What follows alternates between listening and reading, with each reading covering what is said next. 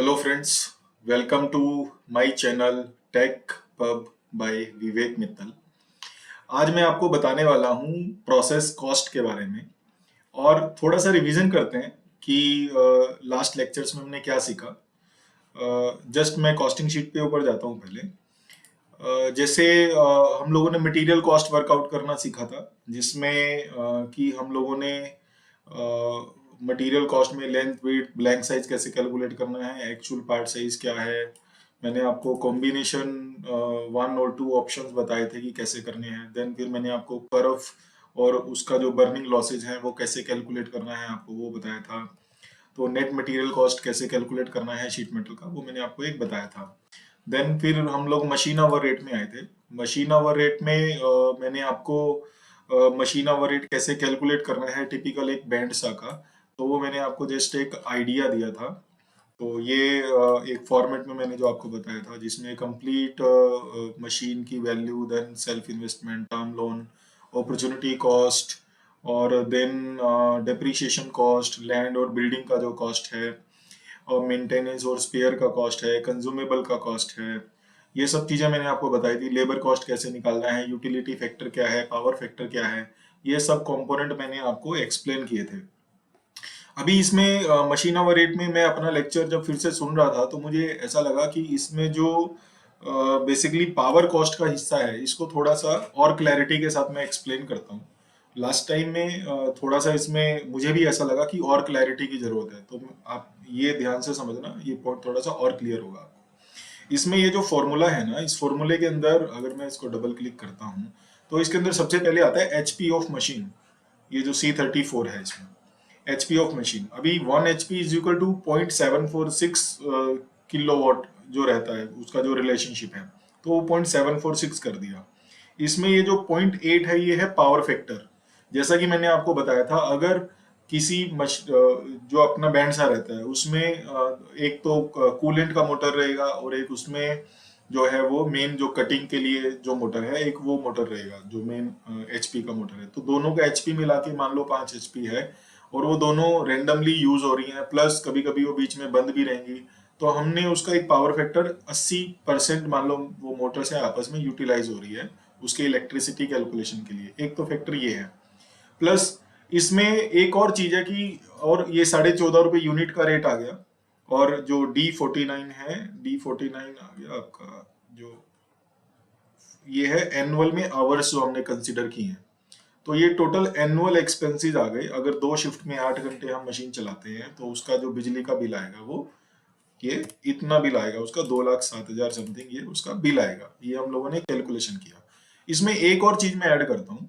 कभी कभी क्या होता है कि जैसे पावर नहीं रहती, जैसे हमारे जो इंडिया में बहुत ज्यादा लाइट जाती है। अगर पुणे की बात करो तो थर्सडे के दिन पावर नहीं रहती है, तो प्लांट जो है, जो लोग थर्सडे को ऑफ नहीं रहते हैं जो प्लांट्स, तो उनको जेनसेट के ऊपर अपना प्लांट रन करना पड़ता है। या बीच बीच में भी अगर कभी पावर कट डाउन होता है, कभी रेनी सीजन होता है, या कोई तूफान आता है, या अन्य कारण भी जो हो सकते हैं, मान लो दिन में जेनसेट के ऊपर प्लांट चलाना पड़ता है, तो उस केस में हम लोग क्या करते हैं, जो इलेक्ट्रिसिटी का, जैसे ये इलेक्ट्रिसिटी का रेट निकला, इलेक्ट्रिसिटी में मान लो मेरा यहाँ से यहाँ तक का जो रेट निकला, इसको मैंने कंसिडर किया, इस पूरे को ब्रैकेट लगा के यहाँ पे मान लो मैं अपना प्लांट रन कर रहा हूँ, 80% में प्लांट रन कर रहा हूँ अपना जो है MSEB, जो महाराष्ट्र इलेक्ट्रिसिटी, या जो भी आप जहां भी रहते हो उधर का जो स्टेट बोर्ड से 80% ही आ रहा है। और प्लस इसको मैं अगर फिर से वो करता हूँ, जेनसेट के ऊपर भी मान लो कभी कभी प्लांट चलाना पड़ता है, और जेनसेट का जो पावर का कॉस्ट पड़ता है, वो कंपेरेटिवली जो है वो बिजली बोर्ड से थोड़ा ज्यादा पड़ता है, बिकॉज डीजल लगेगा उसमें और उसकी जो कॉस्ट ज्यादा आती है। तो मान लो 20% मेरा, 80% प्लांट चल रहा है इलेक्ट्रिसिटी के ऊपर, और 20% मान लो जेनसेट के ऊपर चल रहा है ओवरऑल। आप इसको 90, 20, 80, 20, 90, जो भी आपका एक्चुअल में आपकी जो स्टेट है, जैसे गुजरात में पावर बहुत कम जाती है, 24/7 पावर रहता है, तो उधर में आप इसको अवॉइड भी कर सकते हो। बट फॉर अंडरस्टैंडिंग पर्पज की आपको ये पता होना चाहिए, ये फंडामेंटली मैं 90 और 10 पकड़ लेता हूँ। और फिर जो मेरा सेकंड जो 10% मेरा है, वो जेन सेट के ऊपर चल रहा है, लेट से।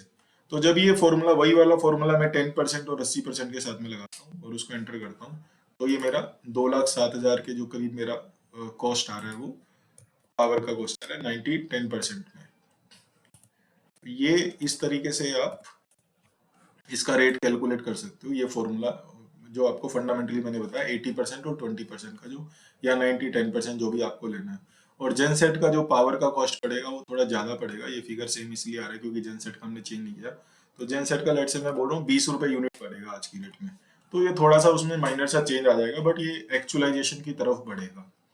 ये एक मशीन ऑफ रेट में जो ओपन पॉइंट था वो मैं बताता हूँ। अभी हम लोग प्रोसेस कॉस्ट में आते हैं। जब हम प्रोसेस कॉस्ट कैलकुलेट करते हैं तो हमें समझ में आना चाहिए कि प्रोसेस कॉस्ट होता क्या है। अगर एग्जांपल के लिए मैं बताता हूँ, हमने मटेरियल कॉस्ट कैलकुलेट कर लिया, ठीक है।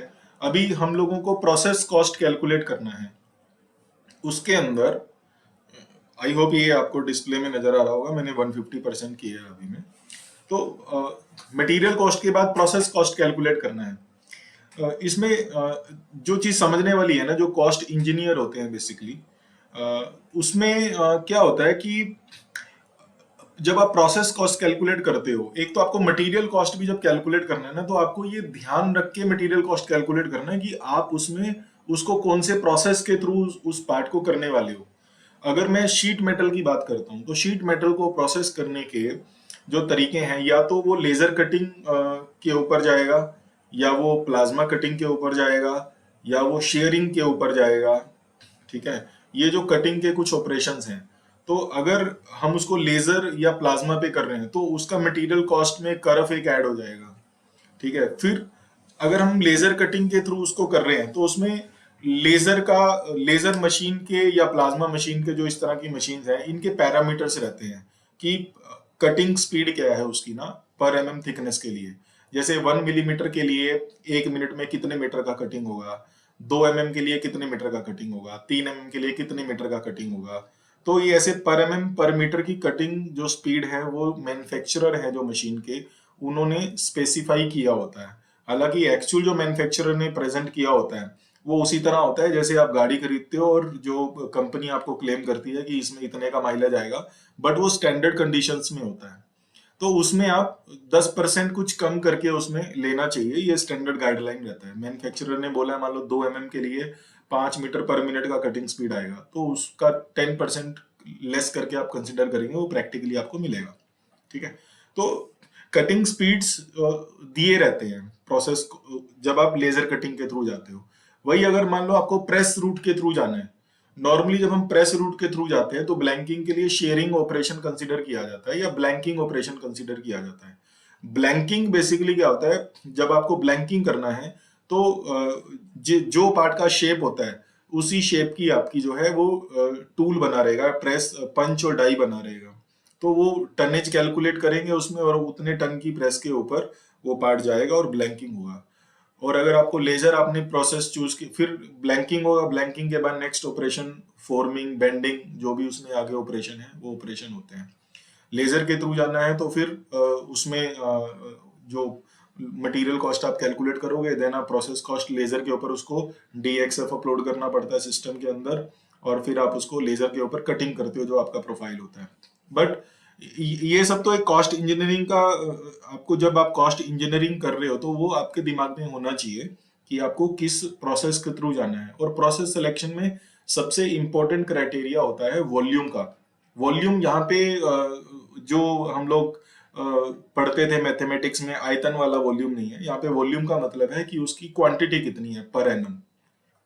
हम लोग प्रेस रूट तब सिलेक्ट करते हैं जब किसी आइटम का, पार्ट का जो वॉल्यूम है वो हजारों में है। कोई 10,000 है, 15,000 है पर मंथ का, या 2-3 हजार भी क्वांटिटी है, अगर उसमें वायबिलिटी आरओआई आ रहा है, रिटर्न ऑन इन्वेस्टमेंट आ रहा है टूलिंग का, तो तब हम लोग प्रेस ऑपरेशन पे जाते हैं। बट मोस्टली अगर आप कंस्ट्रक्शन इंडस्ट्री में जहाँ की लो वॉल्यूम रहते हैं और जो डिजाइन है वो बड़े रोबस्ट रहते हैं या बड़े डिजाइन रहते हैं, अगर प्रेस पे जाएंगे तो बहुत हाई टनेज प्रेसेस की जरूरत पड़ेगी बिकॉज हैवी मशीनरी होती है। तो उस केस में मोस्टली जो प्रोसेस रहते हैं वो प्रेस ब्रेक के ऊपर रहेंगे, लेजर के ऊपर रहेंगे। तो ऐसे जो लो वॉल्यूम प्रोसेस है उसमें उनका सिलेक्शन किया जाता है, वहां पे प्रेसेस का सिलेक्शन नहीं किया जाता है। तो जब प्रोसेस सिलेक्शन करना एक बहुत इंपॉर्टेंट पैरामीटर है, दैट ऑलवेज डिपेंड्स ऑन कि आप किस इंडस्ट्री के लिए और किस वॉल्यूम के लिए आप उसका कॉस्टिंग कर रहे हो, ये एक सीखना जरूरी है। इस पूरी जर्नी में मैं ये सब आपको बताने वाला हूँ स्टेप बाय स्टेप। तो आज हम समझेंगे कि प्रोसेस कॉस्ट होता क्या है। जैसा कि आप स्क्रीन पे देख रहे हो कि ऑपरेशन टाइम, मैंने ओटी शॉर्ट फॉर्म से उसको डोनेट किया है। तीसरा जो है हैंडलिंग टाइम एचटी, और सेटअप टाइम एसटी, और एडिशनल मैन पावर कॉस्ट, ये सब चीजें क्या होती हैं मैं आपको एक्सप्लेन करता हूँ। ऑपरेशन टाइम होता है जब जो टाइम उस जॉब को ऑपरेट करने के लिए, उसमें जैसे लेजर कटिंग का अगर मैं एग्जांपल पकड़ता हूँ, लेजर कटिंग में जब जो उसका कटिंग स्पीड है बेसिकली मशीन का, जब टॉर्च उस पे पार्ट के ऊपर टच करेगी, आपने जो वीडियो देखा था लास्ट टाइम, उस पार्ट के ऊपर टच करेगी और पार्ट को कट करके पूरा एंड तक आ जाएगी, तो वो उसका ऑपरेशन टाइम कंसिडर होगा बेसिकली। उसमें हैंडलिंग टाइम होता है कि जब वो पार्ट कट करके बाहर आ जाएंगे, तो उसमें उन पार्ट को हैंडल करने के लिए जो टाइम लगता है, मतलब उसमें कोई डीबरिंग करना है उसको, या फिर उसको उससे रिमूव करना है, शीट से रिमूव करना है, पार्ट को निकालना है, तो वो टाइम जो है वो हैंडलिंग टाइम में आ जाता है। और सेटअप टाइम जो होता है बेसिकली उस लेजर का जो प्रोग्रामिंग किया और उसके ऊपर जो हमने शीट लोड किया, शीट लोड करने के बाद प्रोग्रामिंग का जो टाइम है और उसको मूवमेंट का टाइम है, ये सब जो टाइम आते हैं वो सेटअप टाइम में आते हैं। और एडिशनल मैन पावर कॉस्ट होता है कि जैसे एडिशनल मैन पावर कॉस्ट आपका आएगा कि कोई आपका बहुत हैवी जॉब है, उस हैवी जॉब को उठाने के लिए 2-3 लोग एक्स्ट्रा लग रहे हैं, तो वो जो एक्स्ट्रा ऑपरेटर के साथ में मैन पावर लगता है वो एडिशनल मैन पावर कॉस्ट होता है। और उस केस में जो उस additional man power cost basically जो साथ में हेल्पर लगते हैं, वो हेल्पर का जो कॉस्ट होता है उसका जो वेजिस रहता है वो हम 8 घंटे से डिवाइड कर देते हैं, और उतना उस जॉब की कॉस्ट में वो एडिशनल मैन पावर का कॉस्ट ऐड हो जाता है। इसको मैं और डिटेल में समझाता हूँ आपको, एक एक करके एक एक आइटम को विद एग्जांपल समझेंगे। इसके लिए सबसे क्लासिक एग्जांपल जो मुझे लगता है समझने वाला है वो है प्रेस ब्रेक का। एक प्रेस ब्रेक का मैं कल एक वीडियो बना के डालूंगा, उसमें आप देखना कि प्रेस ब्रेक काम कैसे करती है। तो हम कोई एक पार्ट लेते हैं, मेरे जो ये जो लोग ये वीडियो देख रहे हैं जो फ्रेशर्स हैं, हो सकता है उनके लिए प्रेस ब्रेक मशीन का उन्होंने नाम भी नहीं सुना होगा बिकॉज वो फ्रेशर्स हैं। बट जो इंडस्ट्री में 1-2 साल फैब्रिकेशन में इससे लिंक्ड है, उन्होंने प्रेस ब्रेक देखी हुई होगी। नहीं देखी तो आप अपने किसी वेंडर को विजिट करके या अपने आसपास में यूट्यूब के ऊपर सर्च करके भी वो वीडियो देख सकते हैं। प्रेस ब्रेक में क्या होता है, प्रेस ब्रेक के अंदर ऑपरेशन टाइम क्या होगा, जब जो आपका पंच है वो पार्ट को बेंड करने का जो एक्चुअल टाइम है वो आपका ऑपरेशन टाइम हो गया। हैंडलिंग टाइम क्या हो जाएगा, पार्ट उठा करके प्रेस के ऊपर रखना है और प्रेस होने के बाद पार्ट को साइड में रखना है, ये आपका हो गया हैंडलिंग टाइम। और सेटअप टाइम जो सबसे इंपॉर्टेंट टर्म है, सेटअप टाइम होता है कि जब आपने वो ऑपरेशन करने के लिए टूल को सेट किया, क्योंकि हर पार्ट के लिए अलग रेडियस का टूल लगेगा, वो रेडियस का डाई और पंच आपको सेट करना है मशीन के ऊपर। वो जो सेटअप टाइम होता है बेसिकली, ये बहुत इंपॉर्टेंट टर्म है, ये डायरेक्ट रिलेट करती है कॉस्ट के साथ। बहुत सारे लोग आपको बोलते हैं ना कि लो वॉल्यूम है तो कॉस्ट ज्यादा आएगा, हाई वॉल्यूम है तो प्राइस नेगोशिएट हो जाता है, तो उसके पीछे रीजन क्या है, और ये आप नेगोशिएट भी कर सकते हो, ये एक नेगोशिएशन टेक्निक भी है। जैसे मान लो कोई आपका सप्लायर है, या आप जब कॉस्ट नेगोशिएट करते हैं तो उसके अंदर आपके कोई जॉब है जिसकी क्वांटिटी जो है वो लेट से 10 क्वांटिटी आपको प्रेस ब्रेक के ऊपर उसको बेंड करना है पार्ट को। अभी प्रेस ब्रेक का जो मोस्टली जो रेट रहता है 350 रुपये 1 घंटे का मार्केट का रेट रहता है, क्योंकि वो मशीन लगभग 50 लाख की मशीन आती है, 35 से 50 लाख के बीच में। तो साढ़े डिपेंडिंग ऑन कितने टन की प्रेस है, तो मैं ये मान के चलता हूँ कि लगभग ये 150 टन 200 टन की प्रेस है, तो 350 रुपये के करीब उसका पर आवर का रेट रहेगा टेंटेटिव मार्केट के हिसाब से अगर मैं बताता हूँ। तो सेटअप टाइम उसका जो अगर 1 घंटे का सेटअप टाइम है, टूल को सेट करने में 1 घंटा लग रहा है मशीन के ऊपर, ठीक है, और उसका जो हैंडलिंग टाइम है पार्ट का वो लेट से 2 मिनट का है। 1 मिनट का हैंडलिंग टाइम थोड़ा कम पकड़ते हैं थोड़ा, और ऑपरेशन जो स्ट्रोक उसका जो रहता है लगभग 10 सेकंड का स्ट्रोक रहता है। तो मैं 10 डिवाइडेड बाय में 60 अगर मेरे को मिनट में निकालना है तो 0.16 का उसका स्ट्रोक आ गया। अब मान लो मुझे 10 क्वांटिटी उसके ऊपर बेंड करनी है पार्ट की प्रेस के ऊपर, तो इसका साइकिल पार्ट का कॉस्ट कैसे निकलेगा देखिए आप। इसमें फॉर्मूला क्या होता है, operation time plus handling time plus operation time setup time divided by में लोड साइज कितना है 10। जब मैं ये फॉर्मूला लगाता हूं तो मेरा उसका साइकिल टाइम आता है 7 मिनट 16 सेकंड का। और मेरा अगर किसी जॉब का उस जॉब के लिए बैंड का जो कॉस्ट आता है, और अगर उसमें मैं 350 रुपए से उसको मल्टीप्लाई करता हूं तो मेरा बेंडिंग का स्ट्रोक रेट कितना आ जाएगा, 41 रुपए पर पीस का मेरा कॉस्ट आ जाएगा। अभी ये चीज समझना आप ध्यान से, कितना इंपॉर्टेंट टॉपिक है। लो वॉल्यूम और हाई वॉल्यूम में क्या होता है। तो मेरा हैंडलिंग टाइम सेम रहा, ऑपरेशन टाइम सेम रहा। अब अगर मैं यहाँ पे ये क्वांटिटी 10 की जगह 100 कर देता हूँ तो देखो ये 41 रुपए कितना रह जाएगा, 10 रुपए रह गया कॉस्ट ना। ये लो वॉल्यूम और हाई वॉल्यूम में क्या डिफरेंस है बेसिकली, अगर मैं इसको 1000 कर दूं तो 7 रुपए कॉस्ट रह गया ये। अगर मैं इसको 10,000 कर दूं यहाँ पे साल का, लेट्स 1000 से ज्यादा तो बेसिकली जो क्वार्ट फिर इससे ज्यादा जाएगी तो वो प्रेस के ऊपर ही चली जाएगी। मोस्टली 200-250 तक जो इससे ज्यादा का नहीं रहता है, तो लगभग 8 रुपए 20 पैसे स्ट्रोक रेट आ जाएगा उसका। इसलिए आपके वॉल्यूम पे डिपेंड कर रहा है। अगर यही मुझे एक क्वांटिटी लेनी होती तो ये स्ट्रोक रेट कितना आ जाता, 350 रुपए आ जाता। तो जब लोग प्रोटो का सेटलमेंट करते हैं ना, प्रोटो कॉस्ट का सेटलमेंट करते हैं एक क्वांटिटी 2 क्वांटिटी के लिए, तो कॉस्ट क्यों बढ़ता है उसका ये रीजन बता रहा हूं मैं आपको। और कई बार हम लोग कई बार जो सेटलमेंट बायर सेटलमेंट करते हैं, या फिर जो सप्लायर भी हैं जब वो अपना स्ट्रोक रेट देते हैं कि एक क्वांटिटी 2 क्वांटिटी के लिए इतना देना है, तो कई बार वो लॉस मेकिंग बिजनेस करना शुरू कर देते हैं। तो ये बहुत इंपॉर्टेंट टर्म है सेटअप टाइम। सेटअप टाइम हमेशा लोड साइज से डिवाइड होता है। आपका जितना सेटअप टाइम है उसको आपको कितना क्वांटिटी रिक्वायर्ड है, बैच क्वांटिटी आपका कितना है, उससे आपको डिवाइड करना है। अभी ये आपके सामने है, जब एक क्वांटिटी है तो स्टॉक कितना आ रहा है 356। वही प्रोटो में कोई बोले 2 क्वांटिटी लेना है तो कितना सीधा कॉस्ट कितना कम हो गया, 50% से ज्यादा कम, 50% के करीब हो गया, 60% के करीब। यही अगर मैं 5 क्वांटिटी कर देता हूँ तो 76 रुपीज स्टॉक रेट हो जाता है। यही अगर मैं 10 क्वांटिटी कर देता हूँ तो 41 हो जाता है।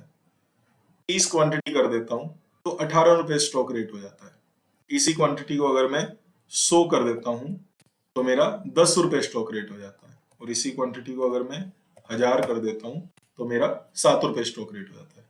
तो आई होप कि आपको ये प्रोसेस कॉस्ट कैलकुलेशन का एक फंडामेंटली समझ में आया होगा इससे, कि सेटअप टाइम का और इन सब का क्या इंपॉर्टेंस है। अभी प्रोसेस कॉस्ट निकालने का फॉर्मूला मैं आपको बताता हूँ क्या होता है। इधर में मैंने करके रखा है एक जगह पे, प्रोसेस लर्निंग। ये फॉर्मूला है प्रोसेस कॉस्ट का। OT operation time, H T जो है हैंडलिंग टाइम, एस टी जो होता है आपका सेटअप टाइम, वो हमेशा लोड साइज से डिवाइड होता है कि आपका बैच क्वांटिटी कितना है, उसको आप मल्टीप्लाई करते हो 1.15 यानी कि 0.85 भी कर सकते हो आप इसको, या डिवाइडेड बाय में 85 कर सकते हो। बेसिकली एफिशिएंसी है ये, क्योंकि जहां पे ह्यूमन आ गया वहां पे आपका एफिशिएंसी कभी भी 100% नहीं मिलता है, कुछ वेस्टेजेस होते हैं। वो वो पार्ट ऑफ प्रोसेस है, वो आप उसको कंट्रोल नहीं कर सकते। अगर 85% भी अचीव कर लिया आपने शो फ्लोर के ऊपर, एफिशिएंसी बहुत ज्यादा हो गया, इतना भी नहीं हो पाता है प्रैक्टिकली। इनटू आप उसका मशीन आवर रेट करते हो। मशीन आवर रेट क्योंकि 1 घंटे का रेट है और ये आपका टाइम जो आता है मिनट में आता है, इसलिए आपको 60 से डिवाइड करना पड़ता है उसको। प्लस अगर उसमें एडिशनल मैन पावर भी लग रहा है, मान लो कोई हैवी पार्ट है, 200-250 केजी का जॉब है, एक बंदा नहीं कर सकता उसको, तो उसको 2-3 लोग साथ में लगते हैं, तो एडिशनल मैन पावर, फिर एडिशनल मैन पावर का कॉस्ट पर आवर क्या है, और फिर डिवाइडेड बाय में 60, क्योंकि ये मिनट में आता है, जो टाइम आता है जो उसका आता है। ठीक है, तो ये बेसिकली प्रोसेस कॉस्ट निकालने का फंडामेंटल है। ठीक है, इसमें और डीप में एक बार जाते हैं। यहाँ पे हम लोगों ने किया था again operation time plus handling time plus setup time additional man power cost. इसमें एक और आता है नंबर ऑफ पासेस। अब क्या होता है इसमें, एक और चीज मैं आपको बताता हूँ। मान लो आप प्रेस ब्रेक के ऊपर ही जा रहे हो और जो पार्ट हम बेंड कर रहे हैं उसमें जो है वो 2 स्ट्रोक हैं उसके अंदर, पार्ट के अंदर। मतलब एक बार हमने पार्ट सेट कर दिया, टूल लगा दिया हमने, सेम वही टूल लगा दिया, अब उसी टूल से उस पार्ट में उसी रेडियस के मान लो 2 बेंड हैं, नंबर ऑफ बेंड जो है उसमें वो 2 हैं। यहाँ पे मैं एक और लगा देता हूँ, ये आ गया बैच क्वांटिटी आपकी स्टडी के लिए, ये आ गया आपका MHR, ठीक है। इधर यहाँ पे नंबर ऑफ पासेज डाल देता हूँ, लेट्स से मैं यहाँ पे मैंने डाल दिया नंबर ऑफ पासेस। अब नंबर ऑफ पासेस मान लो उसको एक ही बार बेंड करना है टूल पार्ट के उसके ऊपर, मशीन के ऊपर, और उसमें 2 बेंड हैं, तो ये जो मैंने फॉर्मूला लगाया था यहाँ पे बैच क्वांटिटी का, तो ये क्या हो जाता है, जो ये साइकिल टाइम आया था ये मल्टीप्लाई हो जाता है हैंडलिंग टाइम। इसमें एक चीज देखो क्लियर है, ऑपरेशन टाइम आया इसमें, ये ऑपरेशन टाइम हुआ, फिर उसके बाद आपका हो गया हैंडलिंग टाइम। हमेशा ये ऑपरेशन टाइम और हैंडलिंग टाइम जो होता है ये, इसको हम करते हैं multiply by number of passes, तो ये मेरा आता है टोटल टाइम, तो उसका नंबर ऑफ पासेस 2.39 हो जाएगा, ठीक है। तो बेसिकली ये फंडामेंटल है। इसमें अगर आपको और डीप में जाना है ना, तो हैंडलिंग टाइम में जब आप करते हो, एक हैंडलिंग टाइम होता है कि आपने पार्ट को मशीन के ऊपर रखा। हैंडलिंग टाइम को अगर आपने फर्दर डिवाइड करना है और ज्यादा डीप में जाना है, पार्ट को मशीन के ऊपर रखा। अब पार्ट को जब मशीन के ऊपर रखते हैं तो एक तो वो वाला टाइम हो जाता है, मशीन के ऊपर पार्ट रख दिया, फिर जब दूसरा बेंड मारेंगे तो पार्ट को घुमाना पड़ता है, रोटेट करना पड़ता है। तो पार्ट अगर हैवी है तो अगेन उसमें सिमिलर सा टाइम लग जाता है, नहीं तो वो थोड़ा बहुत कम ज्यादा भी हो सकता है, डिपेंड, बिकॉज पार्ट एक पोजीशन पे ऑलरेडी आ रखा है। और हैंडलिंग टाइम में एक टाइम वो भी होता है कि पार्ट आपने उठा के फिर साइड में रखा, उसको सेट किया, एक ये हैंडलिंग टाइम ये भी पार्ट होता है। दूसरा हैंडलिंग टाइम में एक और चीज आता है कि आप पार्ट को एक शॉप से दूसरी शॉप में लेके जा रहे हो, तो वो जो बीच का इंटरनल मूवमेंट है वो भी हैंडलिंग टाइम के अंदर इंक्लूड होता है। सिंपल सी बात है यार, जब आप शॉप फ्लोर के ऊपर होते हो ना, तो आपको ईच एंड एवरी एक्टिविटी का जो कॉस्ट है उसको प्रोसेस कॉस्ट में इंक्लूड करना होता है, क्योंकि कहीं ना कहीं शॉप फ्लोर के ऊपर जो भी हो रहा है उसका कॉस्ट पे किया जा रहा है। जो इंटरनली उसको मूव करके दूसरी शॉप में लेके जा रहा है, कोई हेल्पर या ऑपरेटर जो भी है, उसका भी कंपनी को सैलरी पे करना होता है। तो वो सारे के सारे खर्चे कहीं ना कहीं प्रोसेस कॉस्ट में उस पार्ट के ऊपर उसका जितना हिस्सा लोड हो रहा है वो कस्टमर से हम लोगों को लेना होता है। जब हम इन छोटी छोटी चीजों का ध्यान रखते हैं तभी कोई बिजनेस प्रॉफिटेबल में आता है, और तभी वो बिजनेस बेसिकली कंसिस्टेंटली हम लोग उसको कस्टमर को भी सप्लाई दे सकते हैं। या किसी बायर के पॉइंट ऑफ व्यू से अगर सोचें, अगर उसने छोटी से छोटी कॉस्ट सेटल करके सप्लायर को दी है, तो सप्लायर कभी भी उससे उसका प्राइस इंक्रीज मांगने के लिए बीच में नहीं आएगा। ओईएम्स में बेसिकली एक चीज मैं आपको बता देता हूँ, because I was part of OEM also. जब कोई बायर गलत कॉस्ट सेटल कर देता है तो उस वक्त उसको लगेगा, और सप्लायर को वो समझ में नहीं आया कि उसने जो कॉस्टिंग है वो गलत दी है। तो बायर का बीइंग एजुकेटेड पर्सन हो सकता है उसका स्किल ज्यादा हो सप्लायर से, तो उसका रिस्पॉन्सिबिलिटी बनता है कि वो सही कॉस्ट सप्लायर को दे। अगर उसने उस वक्त कॉस्ट रिडक्शन दे करके मैनेजमेंट से अप्रूवल ले लिया, और बाद में कभी ना कभी तो सप्लायर को समझ में आने ही वाला है कि ये कॉस्ट जो है वो मैंने गलत ले लिया है, तो फिर वो प्राइस इंक्रीज मांगने के लिए जाएगा और सप्लाई नहीं करेगा उस पार्ट को। सप्लाई नहीं करेगा तो अल्टीमेटली बायर को बाद में इंक्रीज लेने के लिए जो एफर्ट लगाने पड़ेंगे, उससे बेटर है कि सप्लायर को गाइड करके पहले ही उसको एक सही कॉस्ट, ऑप्टिमम कॉस्ट दे दे। उससे लॉन्ग टर्म में बायर को और उस कंपनी को, ओईएम को बेनिफिट होने वाला है कि उसका एक कंसिस्टेंट रिलायबल सप्लायर बनेगा।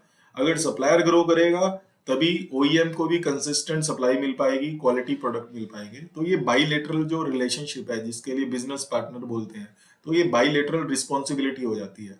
इसलिए कॉस्ट इंजीनियरिंग को समझना बहुत इंपॉर्टेंट टास्क है, दोनों के लिए, बायर के लिए भी और सप्लायर के लिए भी। सप्लायर के लिए इसके लिए जरूरी है कि अगर वो नहीं समझेगा तो गलत कमर्शियल सेटल करेगा। हो सकता है उसको शुरू में नहीं पता लगेगा, बिजनेस लेने के लिए वो गलत कॉस्टिंग पे, कम प्राइसिंग पे बिजनेस ले लेंगे, लेकिन लॉन्ग टर्म में कभी ना कभी जब कंपनी को लॉसेज होंगे तो समझ में आने वाला है कि ये बिजनेस लॉस में उठाया और वो बंद ही होने वाला है। तो अगर बिजनेस में कंसिस्टेंटली ग्रो करना है तो ये कमर्शियल की छोटी छोटी अंडरस्टैंडिंग समझ में आना जरूरी है। जो लोग प्रोटो में काम करते हैं उनको भी ये समझना जरूरी है कि प्रोटो का कॉस्ट ज्यादा क्यों होता है। ये सारी चीजें समझ में आना जरूरी है। ठीक है, हर चीज को पर केजी पे तोलेंगे ना तो वो उससे गलती होने वाला है। एक चीज हमेशा याद रखना, मेरा मैं हमेशा बोलता हूँ। ठीक है, तो अभी मैंने आपको एमएचआर में ये ऑपरेशन टाइम का फंडामेंटल बताया। ऑपरेशन टाइम क्या होता है, हैंडलिंग टाइम क्या होता है, मैंने आपको ये बताया। सेटअप टाइम मैंने बता दिया आपको, जब आप कोई डाई टूल प्रोग्राम, आप किस टाइप का कंपोनेंट है। अभी मैंने आपको सेटअप टाइम प्रेस ब्रेक के लिए एक्सप्लेन किया है। अगर मैं एक्सप्लेन करूँ कोई मशीनिंग का पार्ट है, वीएमसी के ऊपर बन रहा है, तो वीएमसी का जो प्रोग्रामिंग टाइम है, पार्ट का जो डायल से आप सेट करके पार्ट को मशीन के ऊपर कैलिब्रेट करते हो डायमेंशन अचीव करने के लिए, वो सारा जो इनिशियल सेटअप टाइम होता है लगभग 45 मिनट से 1 घंटे का, वो आपका सेटअप टाइम कंसिडर होता है वीएमसी सीएनसी का। वो डिवाइड होता है कि उस सेटअप में आप कितने जॉब करने वाले हो, बिकॉज उतने जॉब के बाद आपको दूसरा सेटअप लगाना पड़ेगा और उसके लिए अगेन दूसरा टाइम लगेगा। तो इसलिए प्रेफर किया जाता है जितना बड़ा बैच रहेगा उतना प्रोडक्टिविटी भी अच्छा आता है और कॉस्ट भी कम पड़ता है किसी कंपनी को। ठीक है, और एडिशनल मैन पावर मैंने आपको बताया कि कोई हैवी पार्ट है, अगर अगर इस केस में मैं आपको एग्जांपल प्रेस ब्रेक के केस में अगर मैं आपको बताऊं, अभी तक मैंने आपको प्रोसेस कॉस्ट का फॉर्मूला भी यहाँ पे बता दिया कैसे करना है। एमएचआर हो गया, ये आपका ऑपरेशन टाइम था। ठीक है, ये 1 मिनट, अगर मैं यहाँ पे 1 मिनट को इसको थोड़ा सा सिस्टमेटिक कर देता हूँ। ये था ओटी ऑपरेशन टाइम, ये था एचटी, और ये था आपका सेटअप टाइम एसटी। ठीक है, ये था एसटी। अभी जब मैंने इसको टोटल किया यहाँ पे तो मेरा टाइम यहाँ पे आ गया ओटी, ये आ गया, ये आ गया टोटल टाइम, ये टोटल टाइम आ गया और करेक्ट, और ये आ गया मेरा कॉस्ट। ठीक है, प्रोसेस कॉस्ट, ये आ गया प्रोसेस कॉस्ट। अभी मान लो इस पार्ट को करने के लिए ये बहुत हैवी पार्ट है और इसके अंदर एडिशनल मैन पावर का जरूरत भी है, ADM, ADM additional man power. ठीक है, अब मान लो मुझे 2 लोगों की जरूरत है इस पार्ट को करने के लिए। ठीक है, और एडिशनल मैन पावर का कॉस्ट पर आवर है लेट से 80 रुपए घंटा, एडिशनल मैन पावर का कॉस्ट है 80 रुपए का 1 घंटा। ठीक है, 80 रुपीज। तो मुझे इसमें एडिशनल मैन पावर कॉस्ट भी ऐड करनी है, तो क्या होगा, ये जो टोटल टाइम लग रहा है पार्ट को बनाने के लिए, तो इतने टाइम तक उस पार्ट के पास में एडिशनल मैन पावर भी खड़ा रहेगा, क्योंकि ऐसा तो है नहीं कि जब उसको उस पार्ट के लिए जरूरत पड़ेगी वो तभी वहां पे आएंगे और उतने टाइम पे वो लोग वहां से चले जाएंगे। ऑब्वियसली जितने टाइम के लिए पार्ट का जो साइकिल टाइम आ रहा है उतने टाइम के लिए एडिशनल मैन पावर भी उसको लगने वाला है। तो पार्ट को करने के लिए जो टोटल टाइम लग रहा है वही एडिशनल मैन पावर का भी टाइम रहेगा। ठीक है, अभी हमें इसको लोड करना है टोटल कॉस्ट के ऊपर, तो यहीं पे हम प्लस करेंगे एडिशनल मैन पावर का। यहाँ पे 80 रुपीज पर आवर का खर्चा है, 2 एडिशनल मैन पावर लग रही है। ठीक है, इनटू जो है ये साइकिल टाइम आएगा E28, यस ये साइकिल टाइम आएगा, और डिवाइड बाय में 60। तो ये जो मेरा खर्चा है एडिशनल मैन पावर के साथ मेरा ये कॉस्ट आता है। मैं आपको अलग से फॉर्मूला लगा के भी दिखा देता हूँ, यहाँ पे इसका फिर से लगाता हूँ। 13 रुपए था ना, एडिशनल मैन पावर का कॉस्ट कितना आएगा, यहाँ पे मैं करता हूँ एडिशनल मैन पावर कॉस्ट। ठीक है, क्या किया मैंने, ये टाइम किया टोटल। ठीक है, इस टाइम को मैंने मल्टीप्लाई किया एडिशनल मैन पावर रेट के साथ, कितने लग रहे हैं, 2 लग रही है additional man power, divide by में 60 कर दिया। तो ये 6 रुपये 38 पैसे इसमें एडिशनल मैन पावर का कॉस्ट आ गया। अभी टोटल प्रोसेस कॉस्ट कितना आएगा, दिस प्लस दिस, तो 20 रुपये 34 पैसे ये कॉस्ट आ गया। तो आई होप कि आपको ये फंडामेंटली क्लियर हो गया होगा कि with additional man power cost और इन सब के साथ में प्रोसेस कॉस्ट जो है वो कैसे, फॉर्मूलाज के बारे में, ऑपरेशन टाइम, हैंडलिंग टाइम और सेटअप टाइम क्या होता है, ये आपको एडिशनल मैन पावर कॉस्ट और नंबर ऑफ पासेस क्या होता है, ये आपको समझ में आ गया होगा बेसिकली। कल मैं आपको एक प्रोसेस कॉस्ट का ही दूसरा सेशन लूंगा, उसके अंदर मैं आपको ये बताऊंगा कि जो प्रोसेस कॉस्ट को स्ट्रक्चर्ड वे में कैसे कैलकुलेट करना है शीट के अंदर। ये जस्ट आपको फंडामेंटल्स मैंने क्लियर किए हैं इस लेक्चर के अंदर। एक लेक्चर और इसके लिए मुझे देना होगा, तो आप बने रहिए और 1 से 2 बार 3 बार इस वीडियोस को देखिए। और मेरा एक रिक्वेस्ट है, कुछ कमेंट्स करते रहिए वीडियोस के ऊपर देखने के बाद, तो मुझे समझ में आएगा कि अगर कुछ और डिटेल भी ऐड करना है और आपको समझ में आ रहा है कि नहीं आ रहा है। ठीक है, तो बने रहिए इस चैनल में मेरे साथ। Thank you. जय हिंद, जय भारत।